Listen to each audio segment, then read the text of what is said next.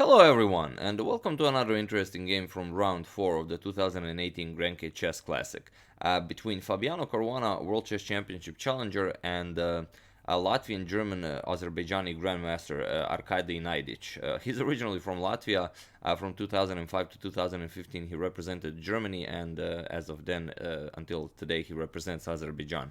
So quite a colorful Grandmaster, and there's a reason why I decided to show you this game. I will not tell you which reason that is, but you're welcome to try and take a guess in the comments section below. And I don't have any photos of this encounter. It seems the GRENKE video production team is taking a rest even after the rest day, but maybe I will have some photos tomorrow, we'll see. I did prepare the standings after round 4, but I will show you those after the game. So let's see the game. Fabi opens with e4, we have e5, knight to f3, knight c6, and bishop to b5, so the Ruy Lopez. Knight to f6, Naiditsch goes for the Berlin defense, d3 and d6. We have castles, bishop to d7, rook to e1, bishop to e7, c3, Naiditsch castles, we have h3 and rook to e8. And here a4. Fabi could have gone for bishop to g5 immediately, but he's waiting to see what Naiditsch will do. As he did play rook to e8, he's preparing bishop to f8. So first Fabi wants him to play bishop to f8, and only then will he go for bishop to g5. So we do have bishop to f8, bishop to g5, and h6, bishop to h4, and here g5. A very provocative move. Black can certainly play here bishop back to e7 and wait to see what white will decide to do here, but he doesn't. He decides to go for the very active g5. So bishop to g3, knight to e7 now, offering to trade bishops, and Fabi trades bishops. He considered not trading bishops. He considered leaving the bishops on the board, as he did say so in the interview after the game, but he says it's perfectly fine to do it immediately. Queen captures, knight b to d2, knight to g6, and now knight to c4. Here he says that it was very hard for him to find a plan. Knight to c4 is certainly an idea. He did consider d4, but he didn't know if it was okay for white to actually start opening up the center immediately. And another thing he thought about was knight to f1. Knight to f1 with the idea that after rook is developed to d8, then he can go queen to b3, and after black decides whether he will defend the b7 pawn via c6 or something, then he can go rook a to d1 with his a rook. Okay, those were some of the options Fabi considered, and he decided for knight to c4. Rook a to d8, we have knight to e3, and d5 now. And d5 is a very weird move. Fabi says that he couldn't understand what's the idea behind the d5, but he simply decided to capture the pawn. He wanted to see what will happen. So e captures on d5 and bishop to g7. So this is purely an intuitive pawn sacrifice, which Fabi didn't expect. And here d4.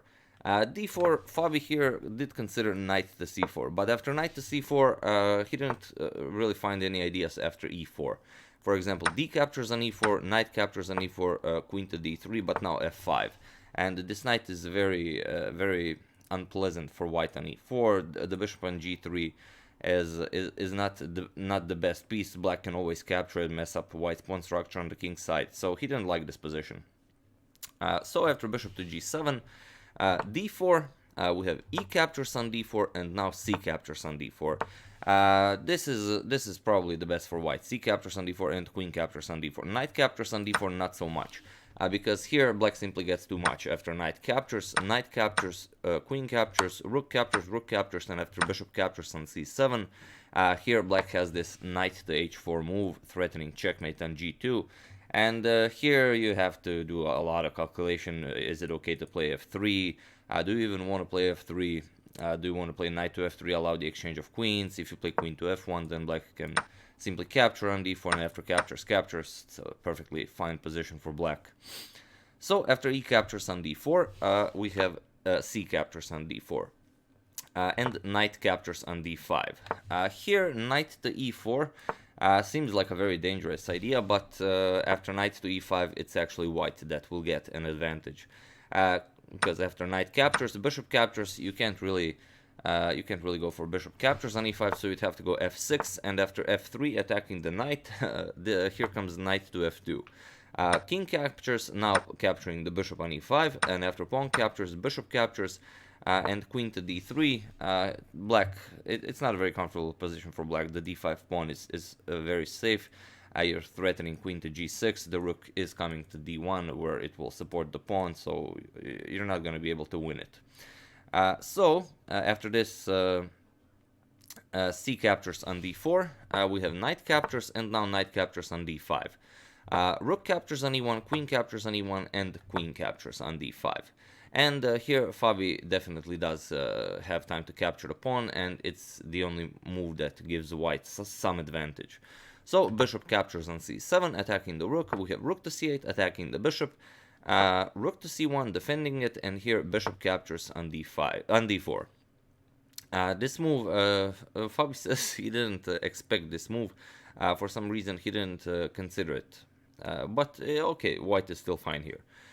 Queen to d2, now pinning the bishop, and now queen to d7. This is why he missed it. Now, if you capture the bishop, black can simply capture this bishop. So knight captures on d4, rook captures on c7, rook captures, and queen captures on c7. And now knight to f5. King to h7. We have g3, and here Fabi says that he had like 18 minutes on the clock in this position, and that Naiditsch had 22 minutes. And here Naiditsch was trying to probably calculate a forced draw or something, but he couldn't find it, and here he totally burned all of his time, and he got into serious time trouble. Here, if you go knight to e7, trying to exchange knights here, simply knight to d6, and again, black is in a lot of trouble here. Another thing, after this position, as it is very hard for black to find the move, Naiditsch played knight to e5, and Caruana characterizes this move as a mistake, even though knight to e5 is the engine's second favorite choice. Here, I saw an interview after the game with Fabi. Fabi says knight to e5 is a mistake, a queen to c6 would have been better, and indeed queen to c6 is the engine's favorite choice. So you can see how strong and well prepared Fabi is, and with what strength he's playing this tournament. He's definitely here to win it. So knight to e5 by Naiditsch, and it's not a mistake, but it's interesting that Fabi saw the engine's second favorite choice as a mistake. Queen to e3, and now knight to c4. And here Fabi says he didn't really understand the knight to c4. Okay, yes, you're attacking my queen, you're attacking my pawn, but even if I play queen to d3, you're never allowed to capture the pawn. Simply queen to d4 attacks your knight and threatens checkmate. This loses. So he didn't want to calculate this too much. So after knight to c4, he simply played queen to c3, immediately threatening checkmate. Queen to e5, defending. So now if queen captures knight, then queen captures knight on f5, and here queen to d3. Queen to c2 seems also like a very reasonable choice, but here black has this queen captures on b2, now forcing a trade of queens. And if white refuses, for example, queen to d3, now comes queen to c1 check, king h2, and now queen to d2, again offering a trade of queens. And now if you capture the knight, you get queen captures on f2 with check, king moves, queen captures on f5, and now it's actually white that's losing here. So after queen e5, queen to d3 by Fabi, we have knight captures on b2, and this knight captures on b2 will be one of the reasons black lost this game, because the knight is now simply too far away from all the action. Queen to c2, still threatening some discoveries, queen to e1 check, king to g2, and now queen to d1, again with the idea that if Fabi captures the knight, then queen to d5 check, winning the knight on f5. So here queen to e4. Queen to e4, still not allowing any tricks and still threatening some discoveries.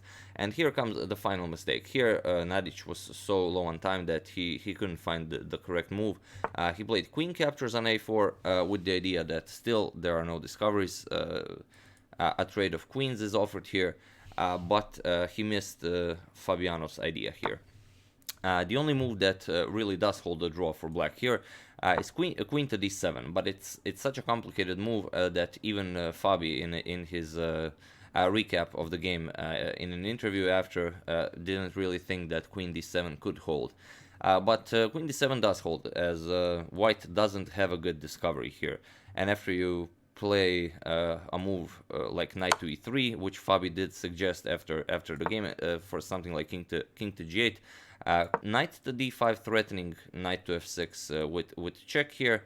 Black can hold with queen captures on a4, again threatening a trade of queens, and the white doesn't have anything here.